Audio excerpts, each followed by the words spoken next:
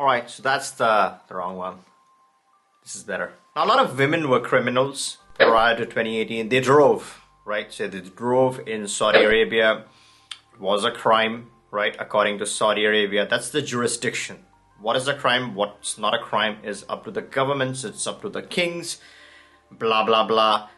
Post 2018, now women can drive. It's no longer a crime. They're no longer criminals. Now, when it comes to gays, again, if you're a gay, if you're in Saudi Arabia, you could be criminally prosecuted. In your home country, you can be celebrated. This is the other side. You have one extremity and then you have the other extremity. A lot of Western governments, and this is going to be a two-part video, a super interesting video. I want your participation, the community's participation. That's part of the work that I do. Now, plan B is just not getting a passport, right? That's one part of it. But how does that passport work? What is the tracking mechanism? What is the surveillance mechanism? What are the different agencies doing, right? If you talk about the Caribbean, I predicted this a year ago because I knew what was in the pipeline. I was making continuous videos. What is the IMF doing? What is the FATF doing? What are Western countries doing to track, monitor? Let's say you were from the US using a Caribbean passport. How are the banks looking at you? What were the banks really doing on the ground? That is some of the research that I always do as part of the Goodlife Investor research team, right? We have a team of attorneys that work globally. Each country has some unique opportunity, right? There are pitfalls that you got to be aware of. You got to be aware of everything. Certain governments can be viewed as draconian by certain people. So in the midst of all of this madness, you got to be on top of things so you can safeguard your interest. At the end of the day, you want a private life, you want a happy life, you want a good life. So that's one part. The second very important part of what we do is the community out here. A lot of expert expats live on the ground. They're true gems. They have real experiences. They're smart and intelligent people, not bad people. They do legal stuff.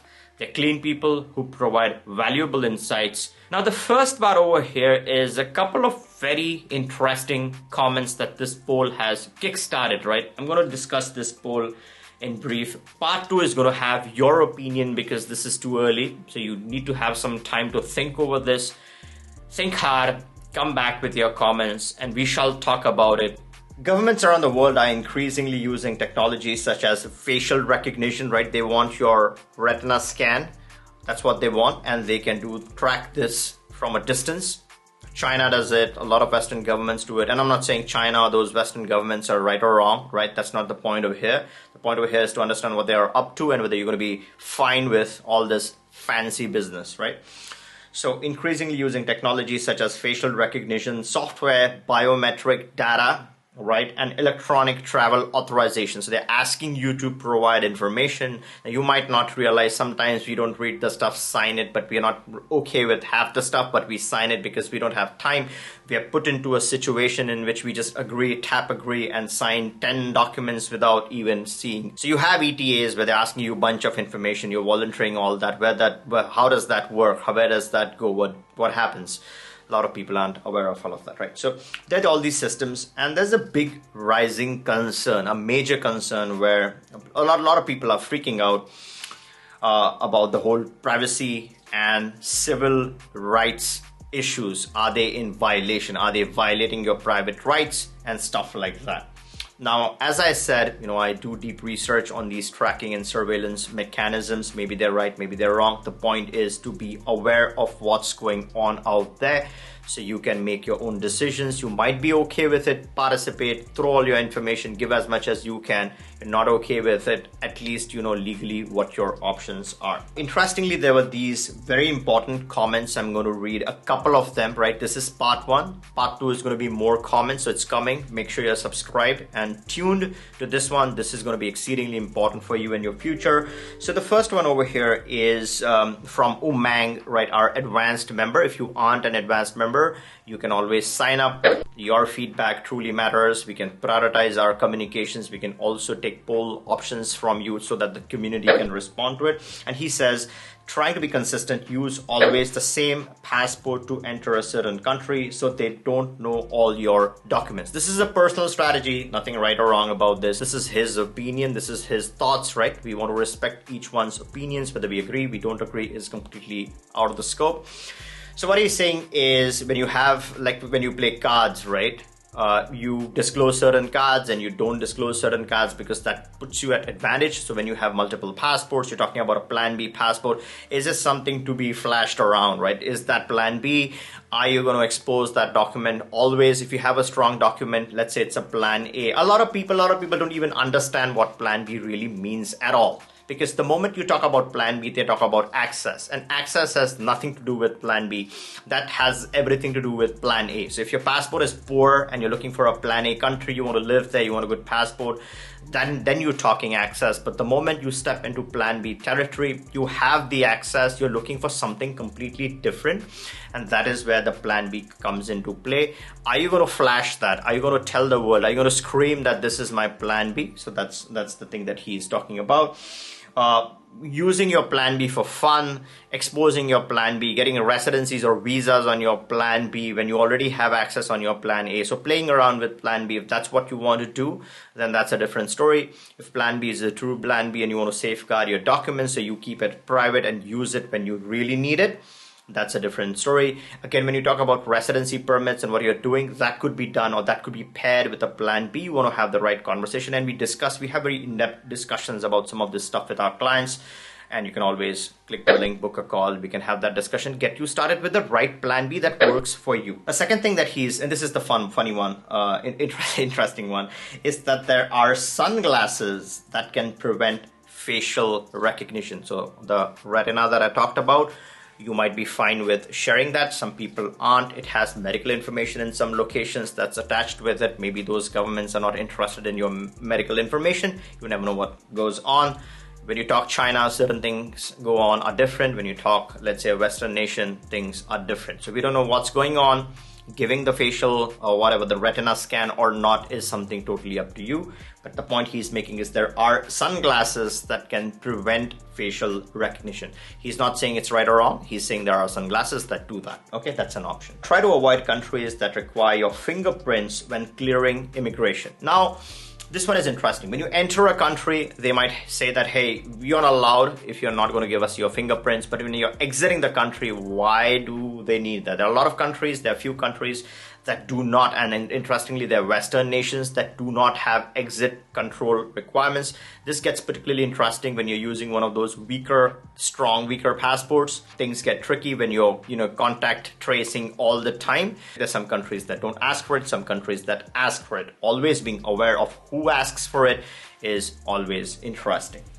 Now, let's read a second comment here, and this is very, very interesting. This guy says, this is where I like your idea of a low profile, strong, weak passports, and this is where I get this from.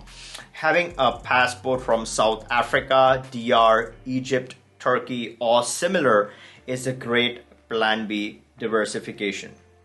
Now, I think this is super interesting, the choices that he mentioned. A lot of people will say, hey, those are trash. I don't want any of those. I want the stronger ones. But here's the point. Turkey is an interesting one as it is the only one that allows your name in local script. A lot of people want a private life. They've associated with that country. They take pride in the local script. They have the option legally, right? And we are not challenging what's a crime, what's legal, not legal. According to Turkey, it's perfectly legal stuff. Your citizenship is the bond between you and your country. Your country defines what's legal for you. You're following the laws, and no third party should be interested in what you're doing in your Turkish country, as long as you're not breaking the laws in your home country. So this allows you with that script, right, to have your passport in, which is super interesting. So that's one. My second point over here is with Egypt, right? Egypt recently just announced the property purchase on the open market option. So there's a citizenship that they're offering with that. This was not before. This is a new feature that they rolled out. If you have missed that coverage on Egypt, you can return and take a look at this video. This covers the whole matter in detail. It's a pretty interesting program. It's similar to that Lebanese passport, right? You know what the Lebanese passport did for cons? That was an interesting use case there. Right or wrong, not the point of discussion here. So Egypt allows multiple spouses. A lot of Muslim people have more than one. They can have up to 4 spouses. The same thing you try and do in the Western countries. Polygamy could be crime.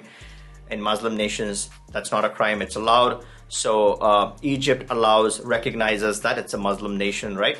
You can have multiple spouses, 2 spouses, 3 spouses, 4 spouses on your application. A lot of Muslim people believe in having a lot of children, right? It's good for them.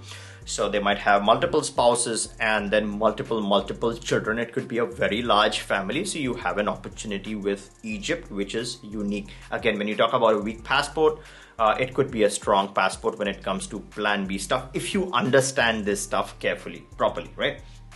The third one rather, is South Africa, DR have some interesting, unique benefits. Now, those benefits are beyond the scope of discussion here, right? We have private consultations with certain clients who are looking for something very unique, something very specific. That's where, and a lot of people who don't understand, they talk about how weak the DR or the South African passport is, blah, blah, blah, how unsafe it is and stuff like that. A passport is not required to stay safe in the country. A passport is a travel document. You exit the country using a passport, right? To live inside the country, you can just live there on a residency permit. You don't need the passport, right? So if you understand this stuff, there's some unique benefits that we discuss with our clients. If you are interested, you can always discuss your unique circumstances and then we can come up with the right strategy. But those two passports have some very unique benefits. Some Western nations don't care about exit controls, as I said before, and this makes it a very unique combination for some people.